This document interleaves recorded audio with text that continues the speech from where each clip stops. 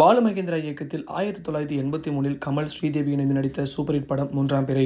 இந்த படத்தை இப்போது பார்த்தாலும் நாம் மெய்மறந்து ரசிக்கக்கூடிய வகையில் இருக்கும். அப்படி ஒரு அபாரமான நடிப்பை ஸ்ரீதேவி வெளிப்படுத்தியிருந்தார். மன வளர்ச்சி குன்றிய ஒரு கேரக்டர், காட்சிக்கு காட்சி ரசிக்க வைத்திருந்தார். கண்டிப்பாக இவருக்கு தான் தேசிய விருது என்றார்கள். ஆனால் கடைசியில் கமல் அந்த விருதை தட்டி பறித்து விட்டார். இது எப்படி சாத்தியமானது என்று ரசிகர்கள் மத்தியில் பலவிதமான விமர்சனங்கள் அப்போது எழுந்தன. படத்தின் கிளைமேக்ஸ் காட்சிகளில் கமல் நடிப்பு வேற லெவலில் இருக்கும். நமக்கே கண்களில் கண்ணீர் ஆறாக பெருக்கெடுத்து ஓடிவிடும்.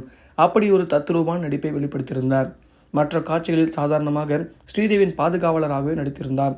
கிளைமேக்ஸ் காட்சியில் மனத்தெளிவு அடைந்ததும் ஸ்ரீதேவி தான் யார் என்பதை கைசைகையால் உணர்த்துவார். ரயில் நிலையம், ட்ரெயின் புறப்பட்டு நகர ஆரம்பிக்கும். ஆனால் அவரோ கமலை பிச்சைக்காரன் நினைத்து 10 காசை தூக்கி போடுவார். கமல் குரங்கு மாதிரி எல்லாம் தன் கடந்த கால சம்பவங்கள் நடித்து காட்டுவார். எதுவுமே அவளுக்கு நினைவில் வராது.